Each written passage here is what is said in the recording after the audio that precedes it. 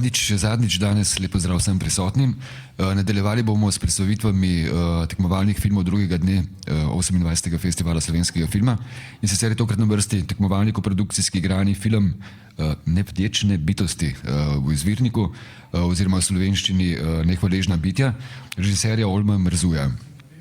Film pa je bil posnet pod okriljem produkcijske družbe Endor Film z Češke ter v koprodukciji s Cvinger Filmom, Lava Films, Kinorama, Punkchart Films, Melokoton Films iz Francije in pa RTV Slovenija. Čeprav mislim, da sem pozdravil bom še moja gosta sta Rok Biček, koproducent filma in pa seveda Olmo Mrzu, režiser filma.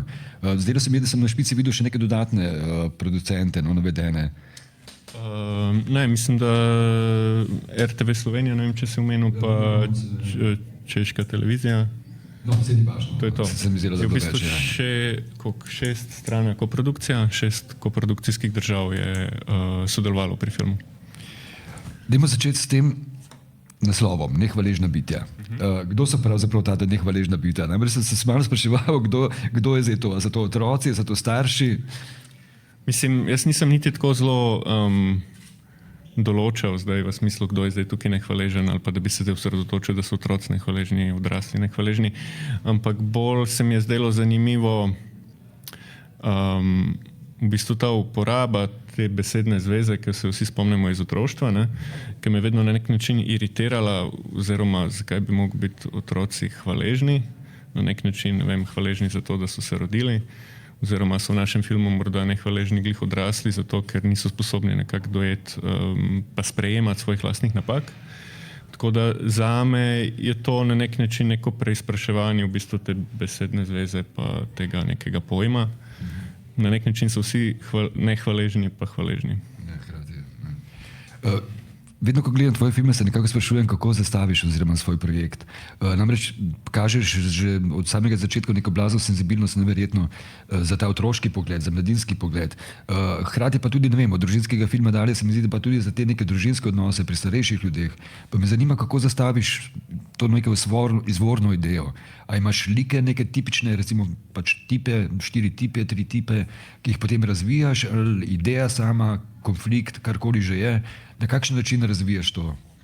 Mislim, najprej se probam čim dlje časa ne omejevati, v smislu, da si probam ne določati še nekih dramaturških pravil, v smislu, da dolg časa ne vem, kdo bo glavni lik, ampak mogoče zdaj govoriva v fazi, predno se začne pisati scenarij, ne, v fazi, ko zapisujem ideje, pa potem v fazi, ko pišem zgodbo, ker večinoma ta moj način dela zgleda tako, da v bistvu, recimo pri Nehvaležnih bitjih, jaz sem dolg časa pisal zgodbo, kar je nek literarni scenarij brez dialogov, potem sva pa z Nebojšo Poptasičem začela delati na dialogih in kasneje še s Kašo Jandačkovo. In recimo tudi nekaj časa mislim, da sem pri temu projektu in pri Atlasu ptic recimo napisal več verzij, kjer je bil različni glavni lik. Ne, recimo, da sem probal strukturirati bolj preko očeta, potem bolj preko hčerke, ampak na nek način v vseh teh filmih se mi zdi pomembno, da ne glede na to, da tukaj v bistvu je nekako oče, vstopamo v zgodbo z očetom, pa nekako zaključimo za starši, ne. Čeprav se mi je zdelo zelo pomembno imeti v bistvu veliko prostora za Klaro v tem filmu, ker vse nekako je zelo pomembno razumeti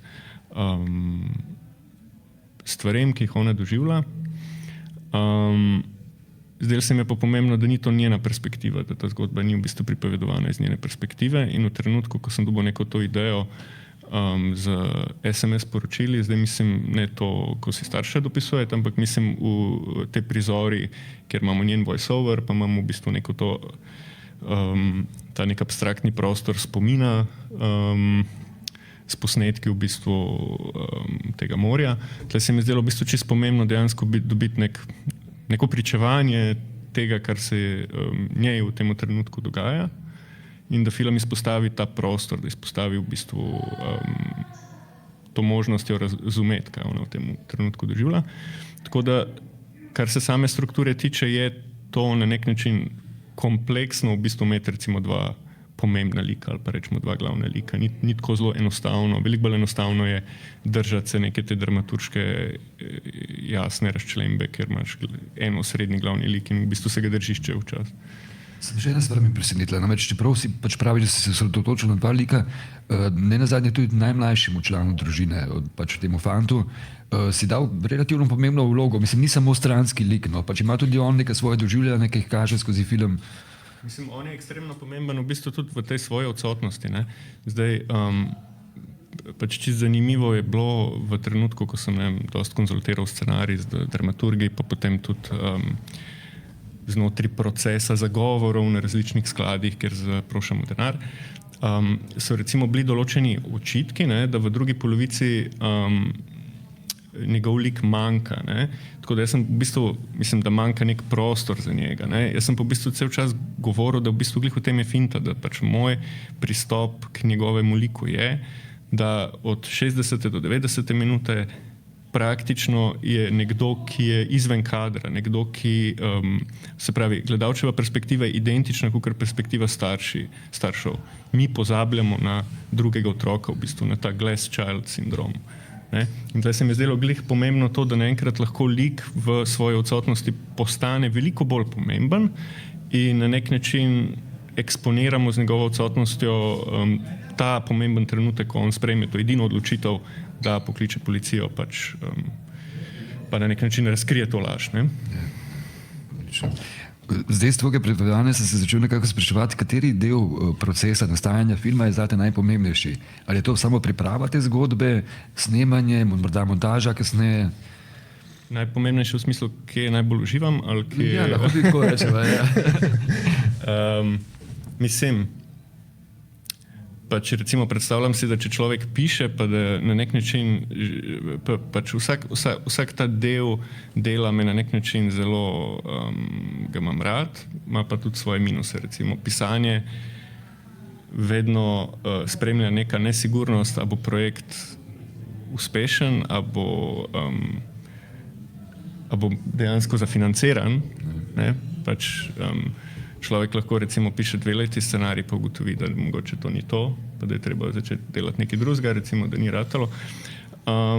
Potem je faza, ki jo imam zelo rad, ki je delo z igralci. Jaz recimo za razliko od kar poznam proces svojih kolegov, veliko več vadim z igralci, veliko večjo imam pripravo, recimo tudi par mesečno. To v bistvu delam zelo rad, zaradi tega, ker na nek način ne verjamem tako zelo v zaprt scenarij, v tem smislu, da jaz sem kot režiser v tem trenutku samo ta egzekutiva teh idej, ki sem jih napisal, ampak na nek način ves čas puščam še možnost, da ga in spremenim, nadgradim in da na nek način prinesejo te vaje pa te improvizacije neke nove impulze, ki se mi do te mere odprt, da sem tudi sposoben v bistvu ekstremno spremeniti scenarij.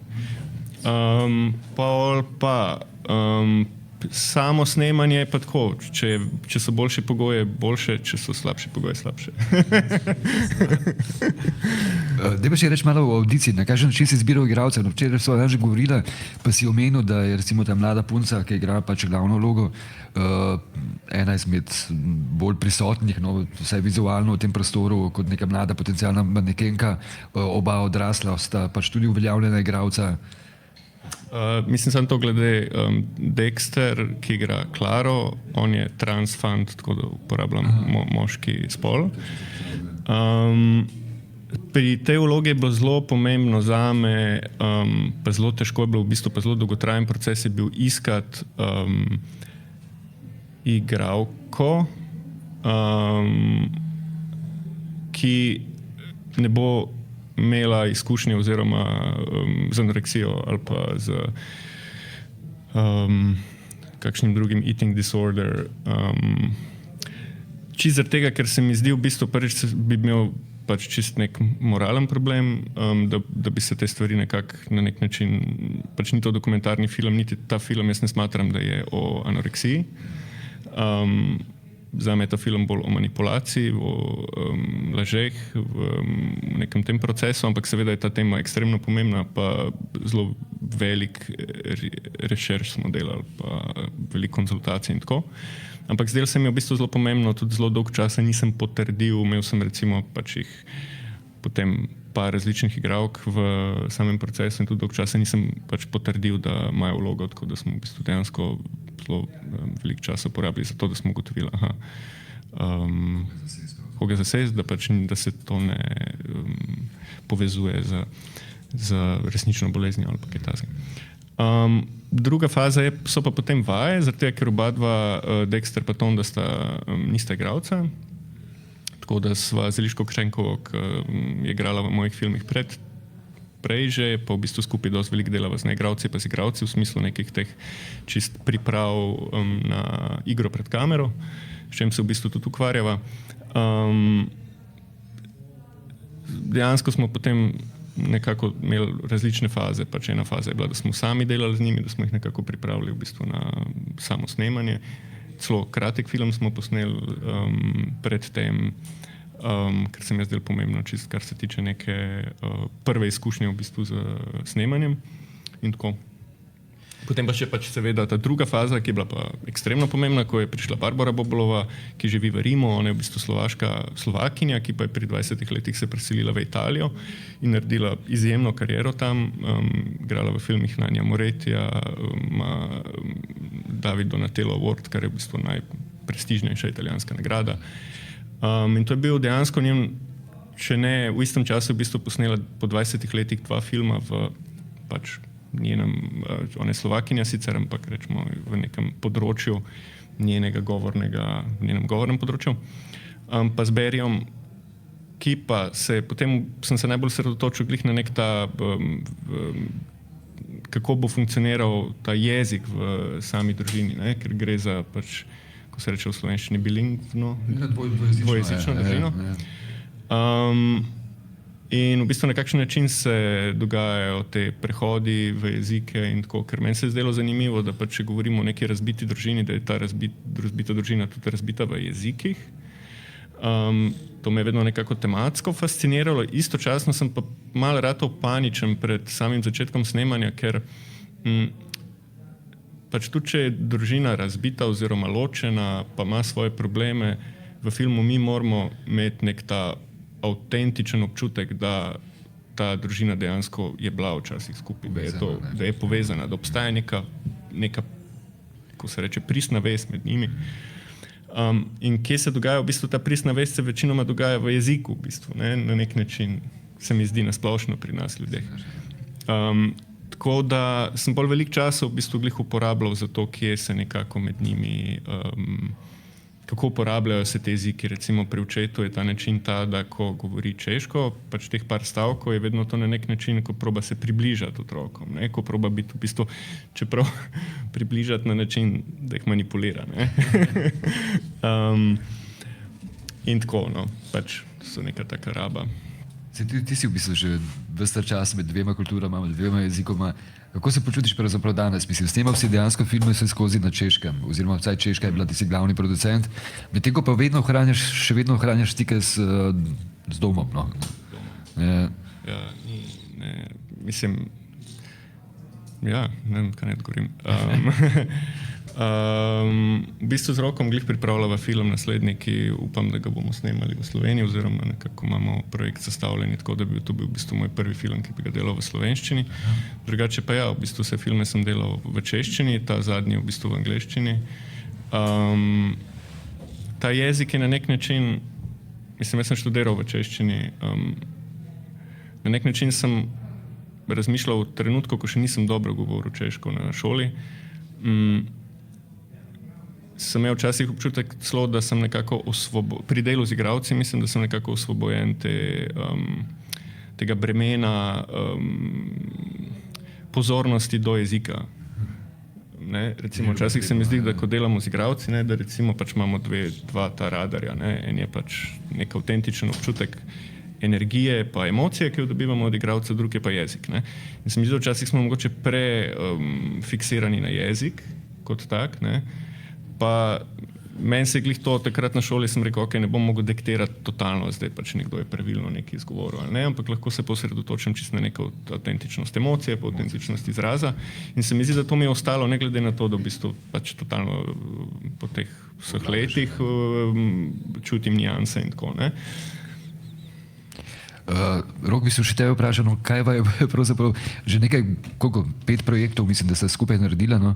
Pa kaj je tisto, kar te recimo najbolj veže na Olma, da čutiš, da pač lahko da se še naprej, da se pripeljal v Slovenijo, recimo ga pripravil do tega, da bo snimal zdaj večinsko produkcijo tle pri nas? Ne vem, po mojem smo v prvi vrsti prijatelja, ne. Pa je vse enostavno. Da, že bi naprej, ne. Mislim, se mi zdi, da je to nekako zelo pomembno, no, da sploh delo z pač, ko smo rekla, pripravljamo slovenski film, nismo dobili še sredstvo, ne, samo to, da povem, je upalo, da bo prišlo do tega. Ampak se mi zdi, da nasplošno je zelo pomembno, ker to, da imamo recimo pri našem filmu toliko koproducentov in vse skupaj. To dosti veliko časa traja. In tukaj je zelo pomembno neko zaupanje, pa zelo neko tesno sodelovanje na splošno. Ne, recimo, dejansko mogoče danes je na nek način bolj tesno sodelovanje med producentom in režiserjem, kot recimo med rečva kamermanom, mogoče celo, ki je na nek način ta prvi človek, ne. Ampak kako je potekala ta produkcija? Dejansko ste vsakim, pač recimo v eni državi, ki je bila koproducent, imeli pač neko določeno, ne vem, ekipo, snemanje, tam na Hrvaškem verjetno pač zaradi morja samega. V bistvu je bila malo situacija drugačna tudi na način, da jaz sem pri tem filmu spremenil oziroma zelo veliko sodelavcev, s katerimi sem prej delal vse filme. V bistvu prvič sem delal z drugim montažerjem, tokrat z Jaroslavom Kaminskim, ki je ekstremno znani poljski režiser, poljski montažer.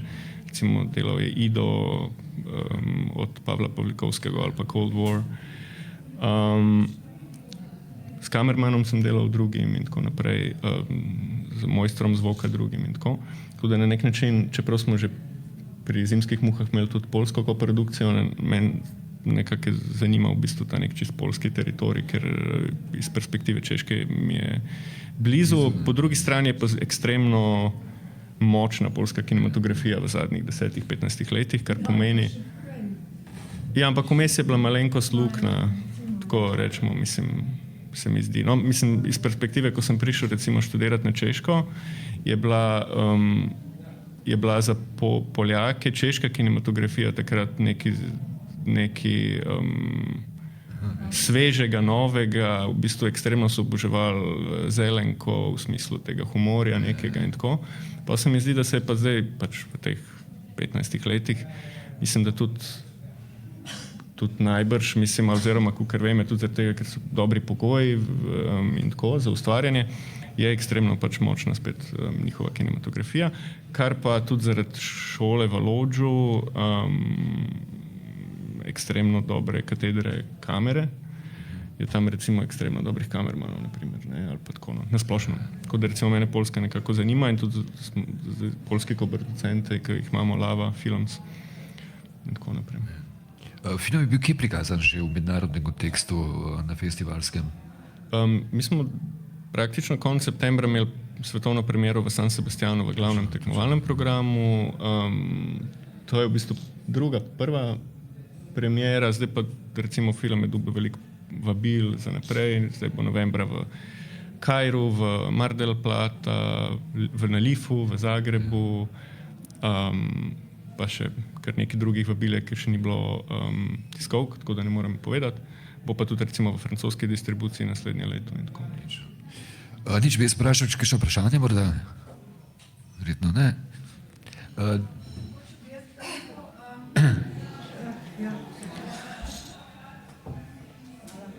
Mogoče bi jaz samo to povedala, no, obema avtorju in producentu, da vse, kar sta povedala, se v filmu vidi, ne. Kot gledalec lahko vse, kar sta rekla in vi predvsem analizo naredili tako so, ne. Moram reči, da se to vidi iz filma in je res genialen, no, kar se atmosfere tiče, zelo, zelo neki en močnejših filmov tukaj, no, skratka. Bi pa mogoče vprašala, meni se zdi fantastična postavitev likov v prostor, ne? Pa me zanima, kako ste vi to vizualno prej že vse vedeli, kako ste trenirali, ker prav ta premikanje, ne, teh ljudi, se mi zdi kar neka skrivnost nastaja, ne. Recimo, kakor v kakšnem Hanging Rocku, ne. Ja, no, skratka, mečkano v tem še, kar se pa jezika tiče, ne, pa sem jaz, ne vem, večkrat študirala o tem, tudi recimo, ko sem spremljala francoski film Zlo in Ano Karino, ne, ki v resnici ni bila francozinja, in meni se je zdelo, ne, da ti tujci, ki govorijo en drug jezik, da se v bistvu lažje izražajo, predvsem v intimnih odnosih, ker se nekako malo odtujijo od tega jezika, ki ni njihov, ne. Recimo ljubezen rečeš malo težji, kakor že tem, ne razumete? Ja, tako v tem smislu, ne, tako da ja, zanimivo. Poljaki pa itak, ne, mislim. A ste morali njemu pokazati film, da je pristal, ali ste poznali se med sabo? Mislim, da sem ga nekje srečal slučajno na nekem festivalu zelo na kratko, potem pa sem mu poslal scenarij, pa on je hotel moje filme videti. Mislim, da je prej videl en film samo. In se mi je zdelo ekstremno pač lepo, on je vse filme pogledal, predno so šli na sestank, ne, ker spet človek ne pričakuje toliko zelo od nekoga, ki je na takem nivoju, pa toliko zelo veliko dela tudi. Tako da, recimo, mogoče še dodam, ne, ta prostor, ki pa dobro deluje z ritmom filma, to se pravi, vi ste kamero pa ritem zelo dobro skombinirali, no, mogoče še mečkano o tem, če poveste. Ja, hvala za vprašanje. Imam v bistvu na nek način podoben pristop k mizansceni, ko sem govoril o scenariju, da probam biti v bistvu ekstremno pripravljen pred tem, ampak potem pa zelo veliko spreminjam. Pripravljam pa na način, da se mi zdi, da glih to neko spreminjanje, da recimo resnično ali pa nekaj, recimo zjutraj improvizacija, da spremenim totalen postopek mizanscene. V bistvu nekako se mi zdi, da sem lahko bolj točen, če od nečesa se odrazim, od tega, da sem nekaj pripravil, kakor pa če bi v bistvu zdaj začel na novo intuitivno nekaj graditi, ne? Ker se mi zdi, da bi postal paničen, ne? Da ni časa in tako naprej.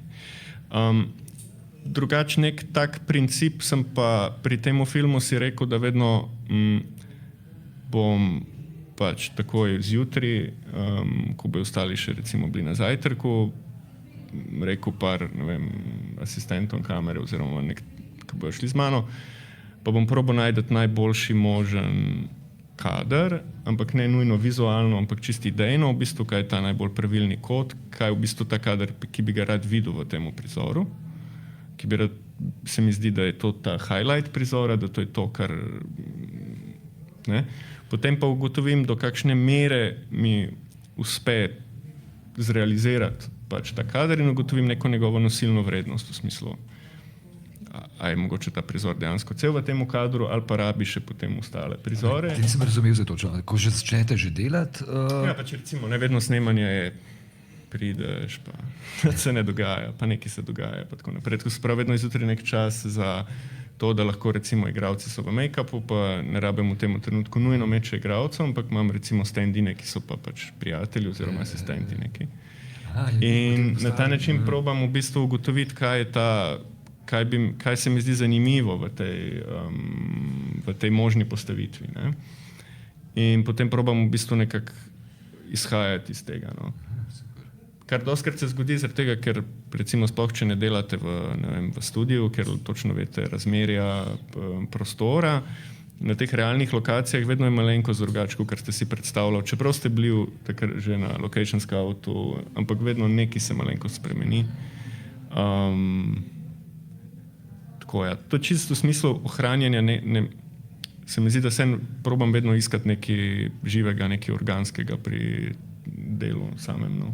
Tudi če so stvari zelo začrtane, no. Ko nimam rad kinematografije, ko preveč opažam v bistvu premike, geste. Po drugi strani mi pa tudi se zdi malenkost dolg čas imeti to neko skozi kamero iz roke, pa v bistvu samo slediti igralcem, se mi zdi pa tudi na nek način preenostavno mogoče. Hotel sem vprašati, namreč dejansko pri tvojih filmih ima gledalec občutek, da v bistvu ni nobene ekscesne zadeve, nobene karikature. Vse je v bistvu tako umirjeno, zelo poteka, ampak hkrati se pa veliko stvari zgodi. No. Ampak predvsem na tej ravni odnosov, neke dinamike odnosi med pač samimi liki. No. To, mislim, da pri tem filmu, če bi zdaj čisto rekel, kaj je bilo najtežje meni, ali pa najbolj zanimivo istočasno, mislim, se mi zdi najtežje, pa najbolj, ko se reče, challenging, je bilo uskladiti vse te tone, ne? Ker ta film v bistvu ima ful teh prehodov iz, rečemo, neke družinske dinamike, potem v nek thriller, ki je na obrobju zgodbe, v bistvu nikoli ne pronica čisto v samo, ne, rekel sem si, nočem imeti nobenega prizora na policijski postaji, ne, to je bil prepoved, ne, ali pa, ne, da so v bistvu vse te stvari nekako, da so v bistvu dejansko je veliko teh nekih tonalnih prehodov, potem do nekih teh ljubezenskih zgodb in doživeti in tako.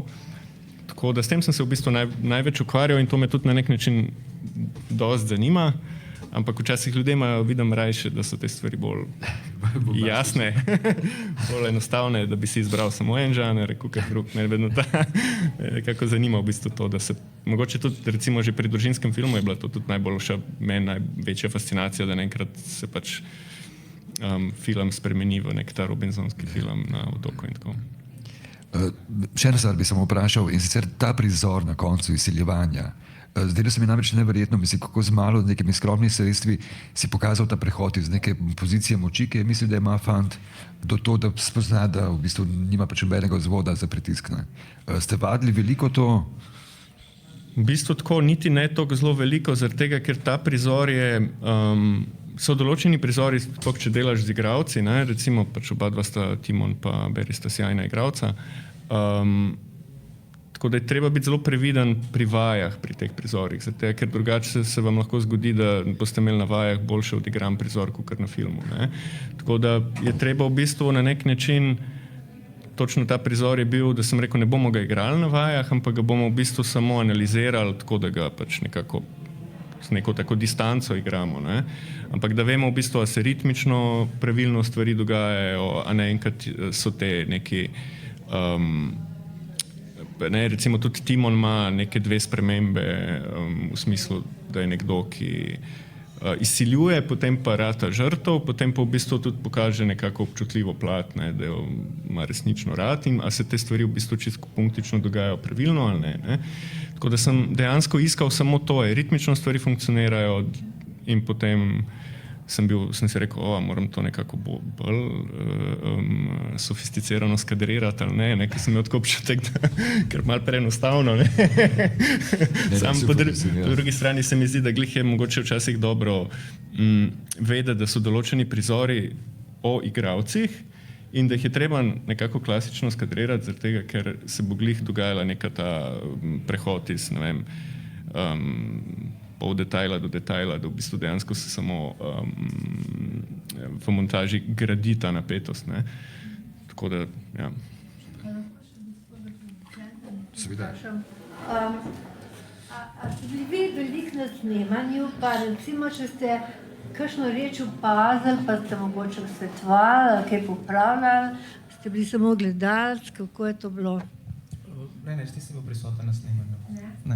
A kaj ste sodelovali, kaj pri čemerkoli, mislim tako, da kakšno vaše mnenje upošteval, ali karkoli, no tako, a ste bili sam producent? Tako rekel, v Denisi sem denar v kočko nosil, to je to. Ne, mislim, vse z Rokom, mislim, da smo se pač pogovarjali veliko. Mislim, s tem, ker je Rok režiser, ne, potem tudi avtomatično je to nekdo, ki mene zelo zanima, recimo, tudi kakšna bo njegova reakcija na verzije scenarija oziroma na spremembe. Ne. To je pač recimo vse neka malo drugačna situacija, kot v nekem klasičnem smislu, pa nočem zdaj reči, da producenti nimajo občutka za dramaturgijo, samo je to pač nek drug način, ker se pač Rok s tem ukvarja, kot študiral je to in tako. Ne. To je verjetno zate prednost, ne, Rok? Snema dobre filme in snema dobre filme že. Tako da tukaj je v bistvu neka ta prednost, ne? Plus s tem, da je ta film se nekako na polovici na Hrvaškem in tako naprej, je bližje nekemu miljeju, ne? Kukarček, te stvari sem konzultiral s Čehi, ki imajo nek drug pogled na Češko morje na Hrvaškem. Mogoče rok sam to, glede tega, kar smo pač govorili zdaj. Verjetno je res pač prav to dejstvo, da si ti režiser, tudi avtor, ti veliko pomaga pri tem, da se vzpostavi to zaupanje med vama, da v bistvu ni niti potrebe, da sodeluješ na snemanjih, ampak da v bistvu samo s kakšnimi sugestijami pomagaš pri nastanku filma. Ne? Mislim, po mojem smo skozi vse faze dosti prepleteni, oziroma pač se slišimo, tako da težko bi zdaj rekel, da sem bil nekje ful prisoten, ampak sem pa bil nekje od zadaj. Pa tudi mi, tako da v bistvu od same ideje, ko smo se še spogledovali s tem, da bi mogoče tudi že ta film bil prvi slovenski Olmov film, ker smo tudi že najprej lokacije na slovenski obali iskali, pa je bilo v bistvu... Ja. Pa je Timon se naučil dalmatinsko. Tako, ja. Pa ni bilo potrebe. Čist prvotna ideja je pa bila, Je bila, da bi bil, smo iskali tudi tukaj kempe po slovenski obali. In smo celo gledali kemp, ki je potem zaživel v popularni slovenski seriji, ki zdaj ne vem izraza, kako je naslov. Dobro, jaz bi se v tem primeru najlepše zahvalil in Roku in Olmu seveda. Hvala, da ste prišla in hvala, da ste tako lepo stvari pač povedala v filmu samem. Hvala za povabilo.